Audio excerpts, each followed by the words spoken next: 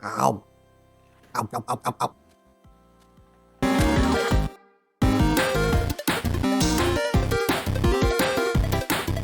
Hey everyone, and welcome back to Joey's Retro Handhelds. I'm Joey, and today we're going to be doing a deep dive review of the Anbernic RG405V. Now, I'm a little bit late on this one. Anbernic had sent me this device for review, but I had some issues with shipping, completely my fault, had the address wrong, and so it took a little bit longer for it to get to me. I should have had this review out about 2 weeks ago, so apologies for that if you've been waiting on this video to make a decision. But let's dive in. And just to expand on that, Anbernic did send me this device for review, but they haven't seen this video ahead of time, they've had no input into what I say, and no money has exchanged hands, of course. So everything you're going to see today is completely from me. There's a link in the description in case you want to purchase this device straight from Anbernic, which is what I would suggest. We have the Anbernic RG405V, and this is priced at $138 US.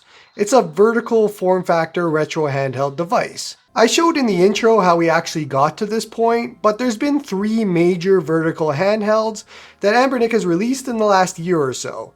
And that's the Anbernic RG35XX, then the Anbernic RG353V, and now we have the RG405V. I've done reviews on all of these devices if you're interested, so check them out if one of the other ones might interest you more. So how does the 405V differ from the others? And the biggest thing is this has a T618 chip, which means that it can do some GameCube, Wii, Nintendo Switch, and PlayStation 2.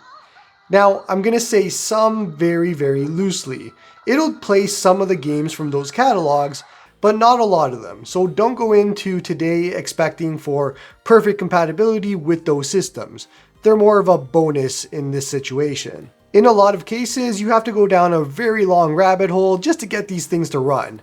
But there is a compatibility spreadsheet for those systems that'll help you get there for some of the games on that list. So that being said, I would absolutely look at this device if you're looking for a Nintendo 64, Dreamcast, and everything underneath that for platforms. PlayStation Portable would be a weird one. It'll play really well on this device, but you have to deal with the aspect ratio since it's a 16:9 and this device here is a 4:3. But everything with Nintendo 64, Dreamcast, and under would be the absolute sweet spot for this device specifically.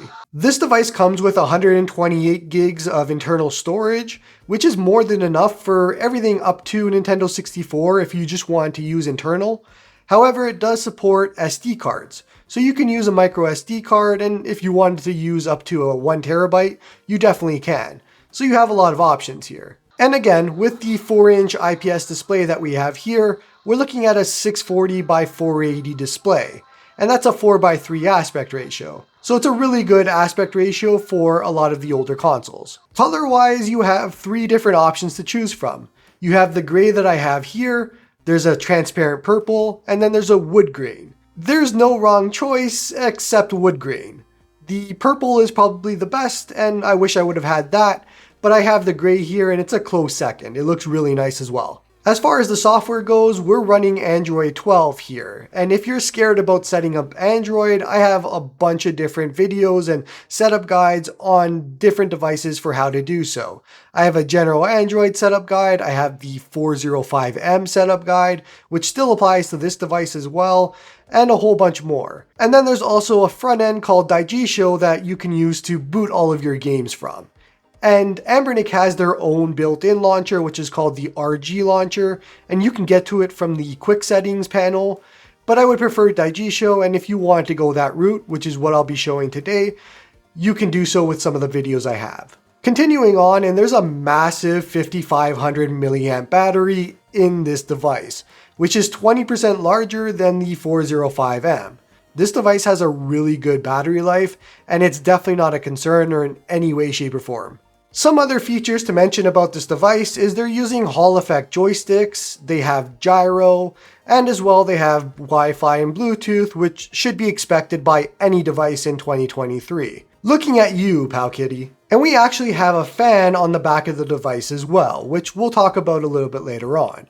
But there's one key feature that I want to point out that is missing on this device, and that's the lack of HDMI out. you can't get a signal to a TV from this device without casting or mirroring or anything that adds latency. So just keep that in mind, that if this is a device that you're looking at and you really wanted HDMI out, it just doesn't exist, and it's not going to exist because we've seen it with the 405M. We're obviously going to want to see how this stacks up to other vertical handhelds. And I have the Miyoo Mini Plus and the Anbernic RG405V right here to compare. Obviously, this is much larger than both.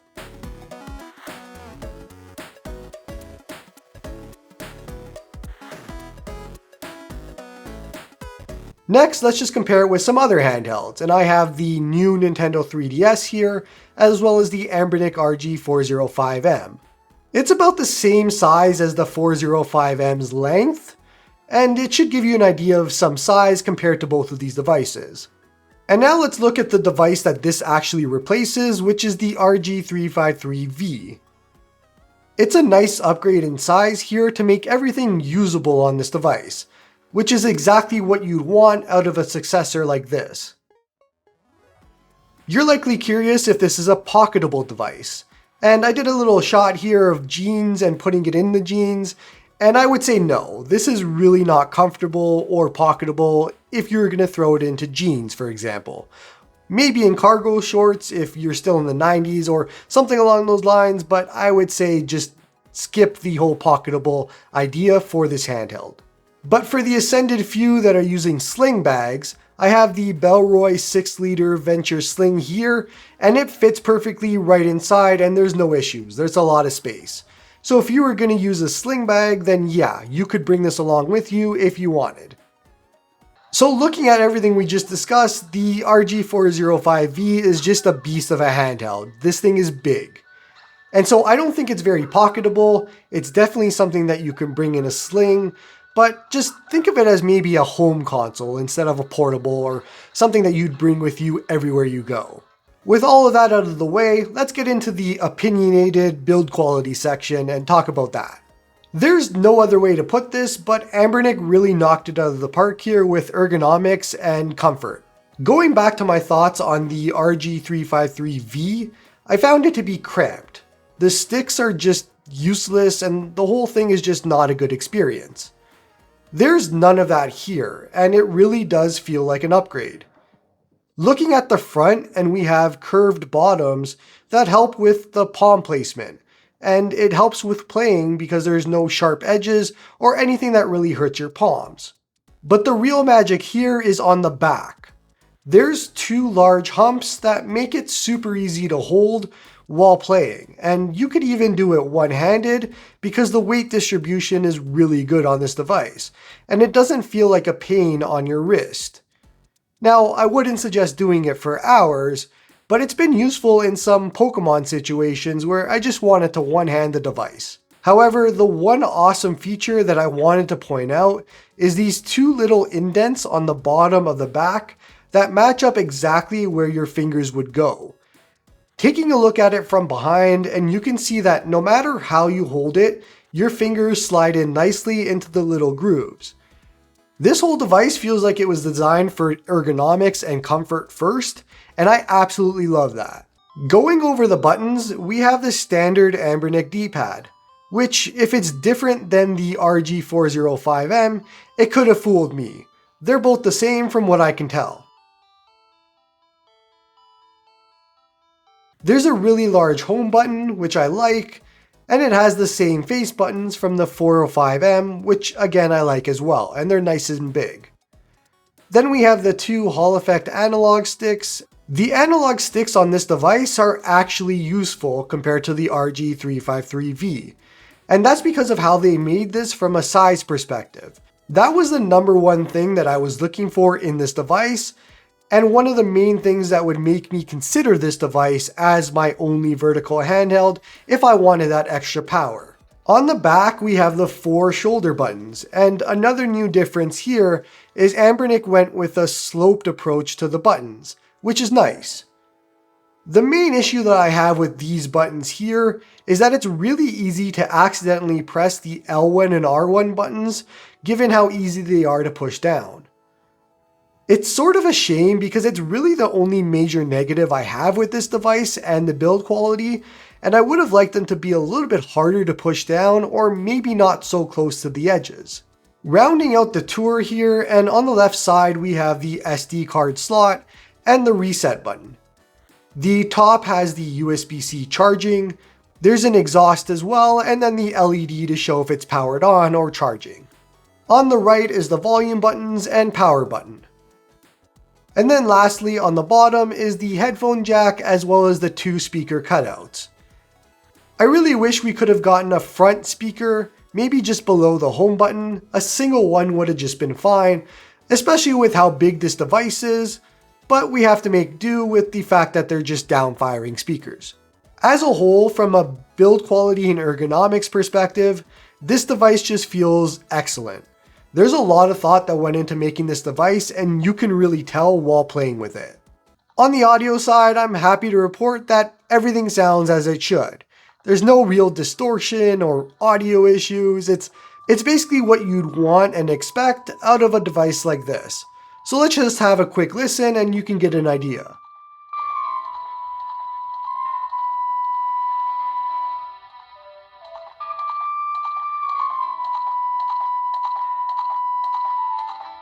We talked about software before, and so until we have Gamma OS, let's talk about the stock Android experience. I'm happy to actually report that this is the best Android build that Anbernic has done so far. And I'm a little curious why they haven't made this available to the RG405M and their other devices as well. First and foremost, one of the major things they fixed is that the triggers now work in native Android games like Dead Cells, as well as streaming services like xCloud, which is something that didn't work in the stock Android build for the RG405M. Aside from that, the Android build is really well done. They have the built-in touchscreen mapper, which Gamma OS does not have as a built-in option, so there's a bit of a plus to Anbernic's side here. But with the screen's aspect ratio and the resolution and all of that, I wouldn't say that playing Android games on this device is a good experience anyways. But it is an option in case you wanted it. If you want some quick Android tips right off the bat, here's a few. Number 1, install Solid File Explorer for all your file management needs, as well as an actual browser like the Firefox Nightly build, and then use uBlock Origin as an add-on. If you ever install Gamma OS, do the same thing because the built-in browser for Gamma OS isn't very good, so you want to replace it. If you're going to be using an SD card for this device, I'd suggest formatting it within Android first and then loading up your ROMs afterwards. I find formatting it within Android avoids any compatibility issues and just makes it easy for you. For the ROMs on this device, they could be in any folder in any which way that you want, except don't throw them in the downloads folder. So I would suggest making a ROMs folder just at the top level and then subfolders for each of your platforms. You don't have to copy what I have on screen, but are options for you if you wanted to. So with this software, we also have the fan on the back, and so let's talk about how that fan actually works. There are fan controls, and they start off at auto, cool, strong, and off, of course. The major annoyance that I have with the fan is that there's a bit of a grinding noise if you move it back and forth while the fan is on. Let's just have a listen.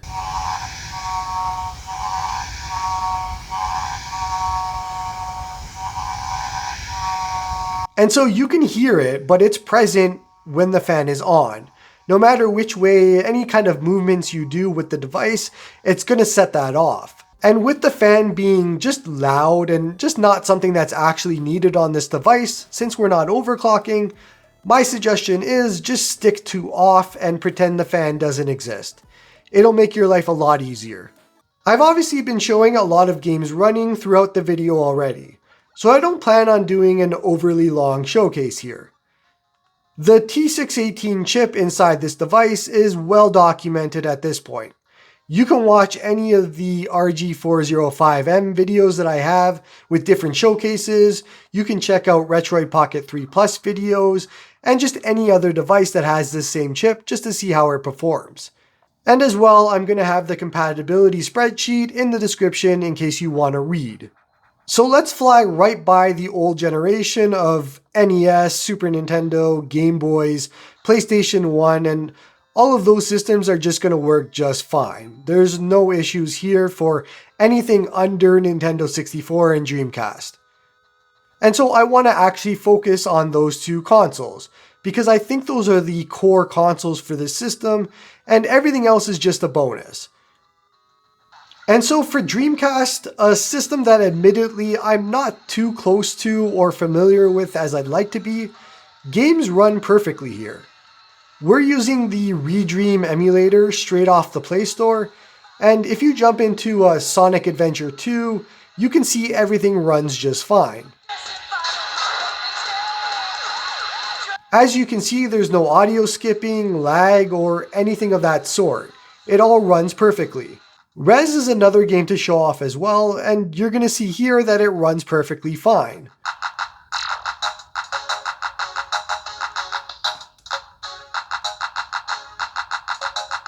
Rounding it off, we have Skies of Arcadia Legends, and it's another game that I would actually want to be playing here on this device, and it plays extremely well.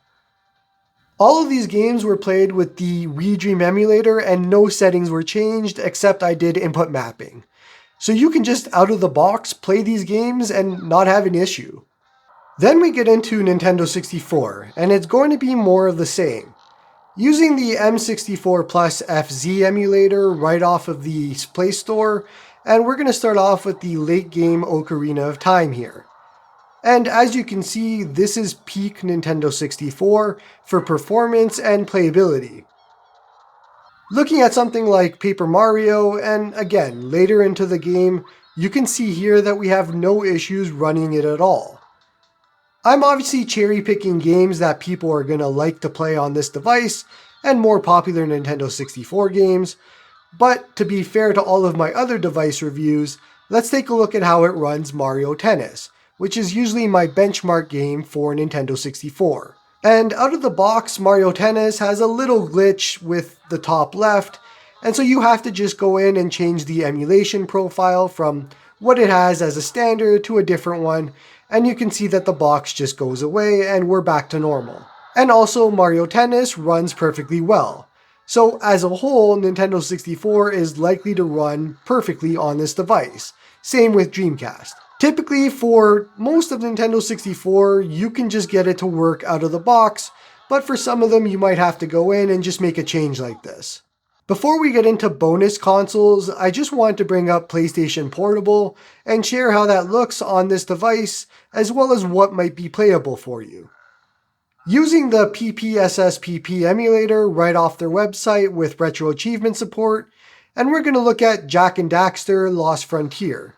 We're extremely late in the game here, and as you can see, it runs great, even with a lot of items on screen.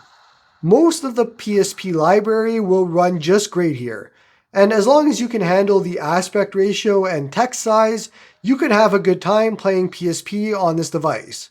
Just to show another game, we have Gran Turismo running here, and everything runs just fine. PSP as a whole deserves a wider screen that can accommodate its 16:9 aspect ratio, but if you really wanted, you can play it on this device and not have any issues. Now let's do a brief showcase of the bonus consoles here, which is everything above Nintendo 64. I don't want to make it a big deal, but these are ones that will require tweaks and your patience, so don't expect to be able to play all of the games from these systems. Starting off with Nintendo 3DS here, and we're going to be using the Citra MMJ build, as I found the Citra Canary Vulcan build to just not be that great. Booting up a Link Between Worlds, and this is going to be true for all of 3DS, but the shader compilation stutters is really the only major concern for playability. Not every game is going to run great, but the ones that do, like Pokemon X for example, just have issues with the compilation stutters. There's also the issue of dealing with dual screens on a one-screen device, and that would be the main reason I wouldn't actually use 3DS on this device. Moving on to GameCube, and this is where we start to use PAL versions of ROMs to get something playable. There's quite a few GameCube games that are playable on this device and with this chip, but it's not something that I do personally. If you wanted, make sure you check out that spreadsheet and you'll get an idea of what actually is playable. But for now, let's take a quick look at a later game, Wind Waker.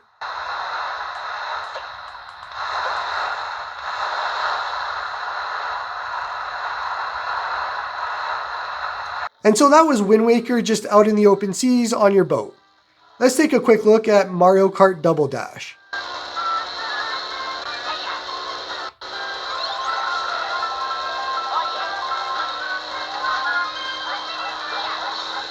And then lastly, let's take another look at Twilight Princess. And just a reminder, this is without the Hyrule Field speed hack, which makes it a little bit better for when you're out in the open world.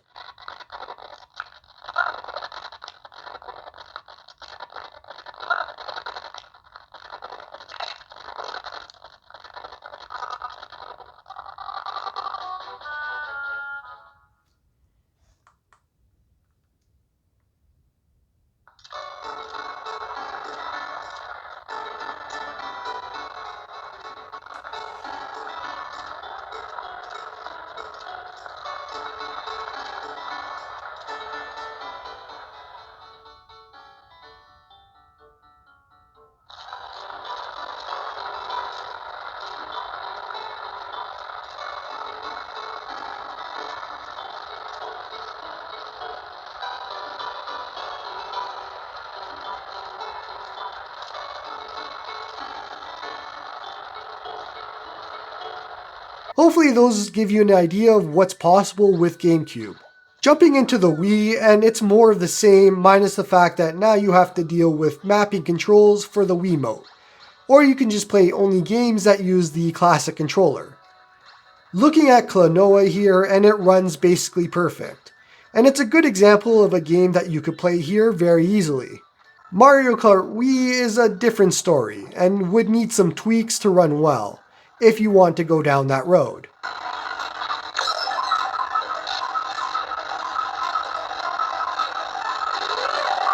So as a whole, looking at both GameCube and Wii, I was using the Dolphin Official dev build, and I was using VBI skip in most cases, and some other hacks sometimes, but depending on the game, you're going to want to use that spreadsheet just to see if something's playable.